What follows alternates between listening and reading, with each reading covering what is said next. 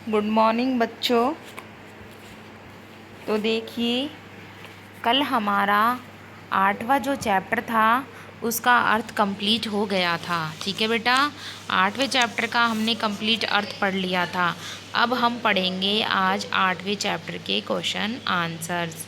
और सभी बच्चों को इनको कॉपी में करना है, कोई भी लेके नहीं बैठा रहेगा, क्योंकि अगर आप वर्क नहीं करोगे तो आपको ना पढ़ने में इंटरेस्ट आएगा ना मुझे पढ़ाने में। ठीक है, तो आप लोग सभी करें। और बढ़ते हैं हम आज हमारे क्वेश्चन आंसर्स की ओर। पाठ पढ़ने से पहले हमने शब्दार्थ पढ़ लिए थे, तो बार बार शब्दार्थ पढ़ने की ज़रूरत नहीं है।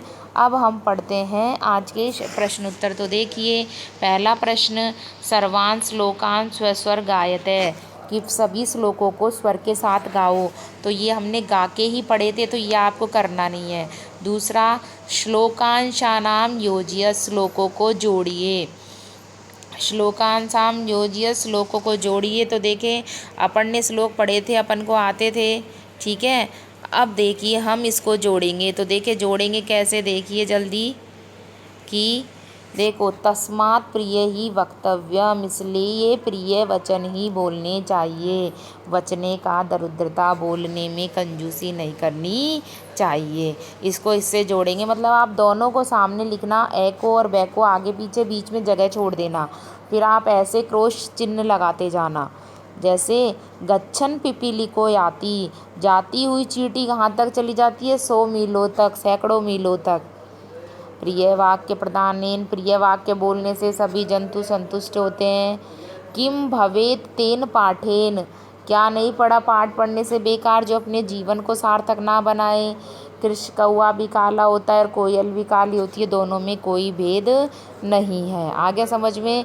ऐसे आपको मिलान करना है। आपको तो श्लोक, आप पाठ पढ़ोगे, अर्थ याद होते ही अपन पूरा मिलान कर लेंगे। वापस सुनो कि तस्मात् ही वक्तव्यम मिलेगा, तस्मात् ही वक्तव्यम मिलेगा वचने का दरिद्रता से। गच्छन पिपली को, जाती हुई चींटी सैकड़ों मीलों जाती है। प्रिय वाक्य बोलने से सभी संतुष्ट होते हैं। किम भवानम पठेत, जीवन से।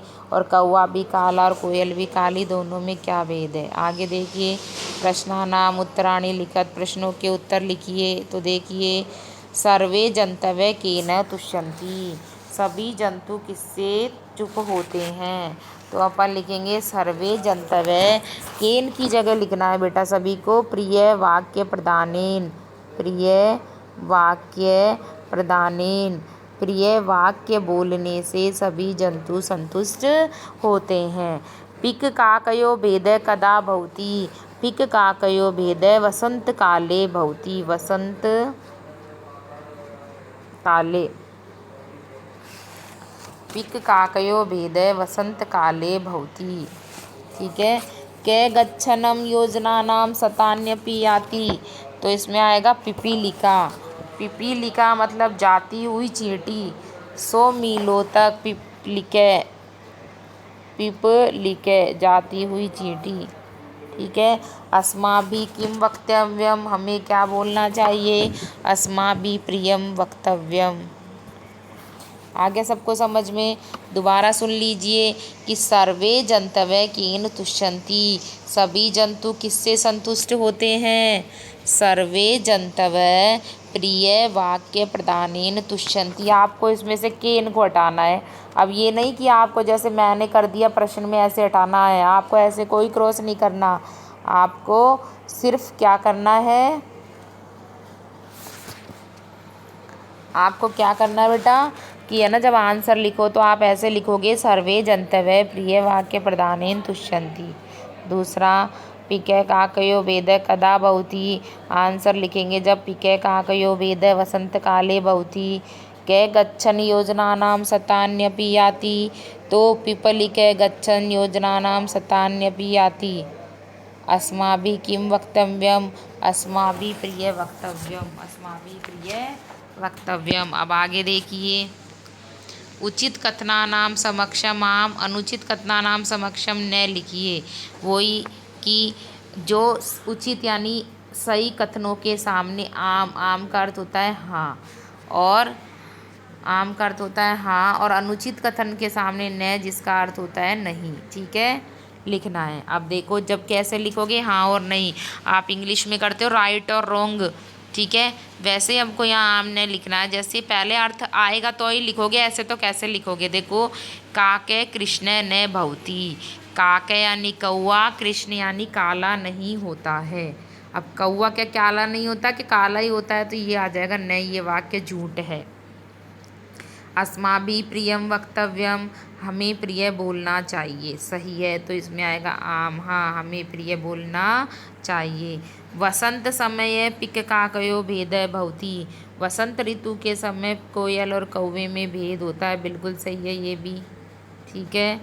वैने तेय पशु अस्ति, गरुड़ पशु होता है, नहीं पशु नहीं होता, वो पक्षी होता है।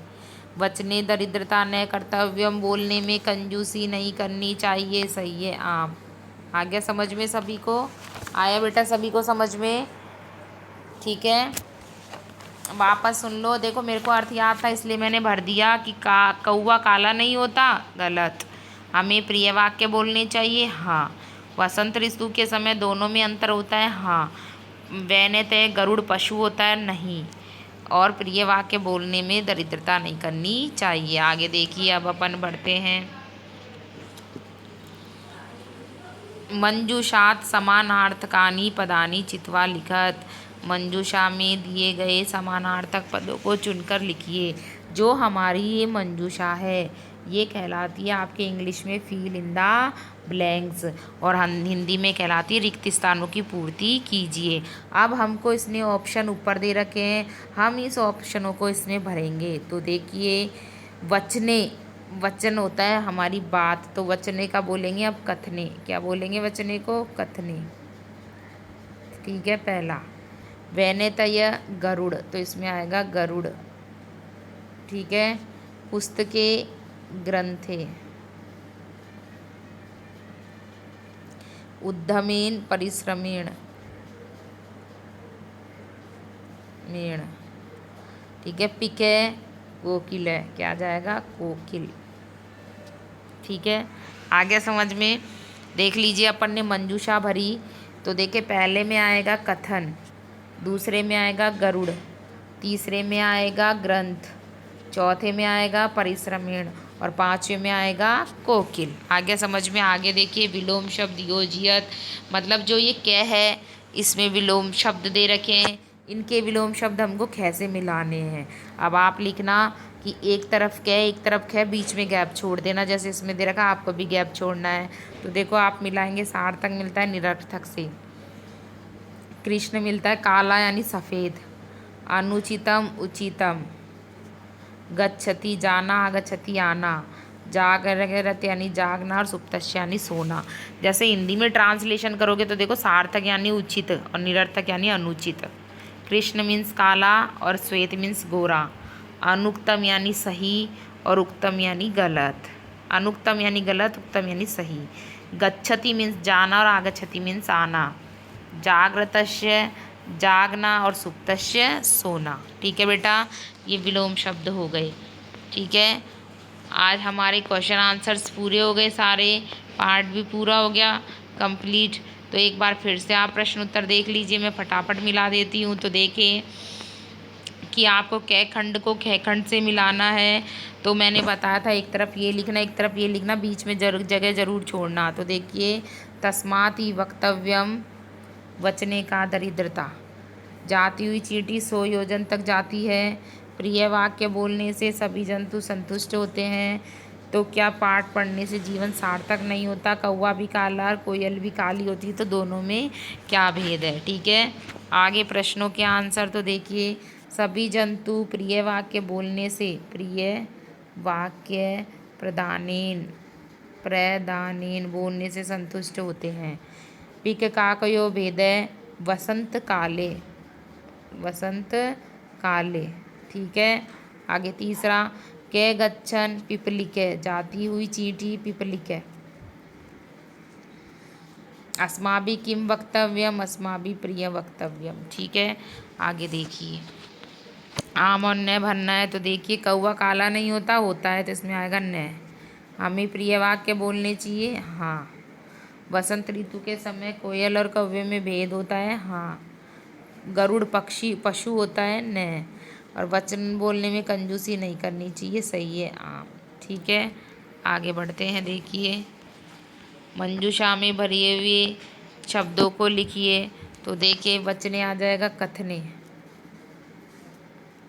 वैनतये गरुड़, पुस्तके ग्रंथे, उद्यमेन परिश्रमेण, पिके कोकिल। ठीक है, आगे बढ़ते हैं अगला। तो देखिए अगला भी लास्ट मिलाना है सार्थक निरर्थक से, कृष्ण सफे से, उक्तम उक्तम से, गच्छति आगच्छति से, और जागृत सुप्तस्य से। इसी के साथ हमारा आज का चैप्टर कंप्लीट होता है। सारे बच्चे पूरे, आज मैंने 8 चैप्टर कंप्लीट पढ़ा दिए हैं। तो एक चैप्टर तक सारे बच्चों को शब्दार्थ और उनके अर्थ और उनके ट्रांसलेशन और उनका प्रश्न उत्तर पूरे कंप्लीट करने हैं। आज के लिए इतना ही, कल का वीडियो लेके फिर आपके सामने होंगे। Thank you.